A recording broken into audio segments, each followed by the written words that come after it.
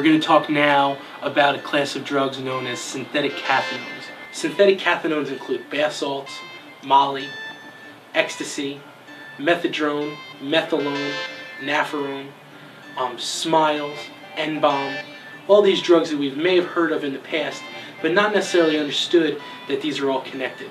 Bath salts, when they came on the scene in 2009, 2010, were primarily a stimulant. So many times they were referred to as legal cocaine, but for some reason the bath salts name really stuck. Some misperceptions with bath salts is people thought that they actually were the bath salts that you pour in your tub to make it smell good. That is not the case. They just resemble those products. They could also be referred to as rock salt. Sometimes they're actually called plant food. Synthetic cathinones most often have a stimulant effect. When they first were discovered, they were referred to as legal cocaine or a designer stimulant. When bath salts first started, they were legal. Again, because when we chemically tested these substances, they were outside of the scope of the known current laws. Some people may ask, what's the difference between bath salts and molly? Well, the answer is not much. We saw some similar effects. There's two main side effects to MDMA usage. One of those is overheating. The body loses its ability to self-regulate its body temperature, which then leads to dehydration. So it's the dehydration overheating symptom.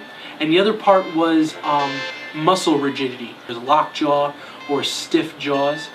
You saw a lot of kids with pacifiers, many different things, anything they could chew on to keep their jaw moving while they were high.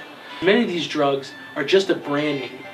Bath salts, molly, ecstasy, thun-thun, jewelry cleaner, plant food.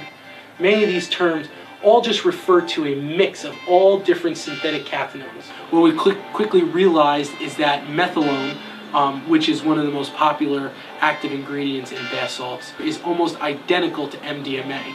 In fact, it's so identical there's only an oxygen molecule that's added to the methadone.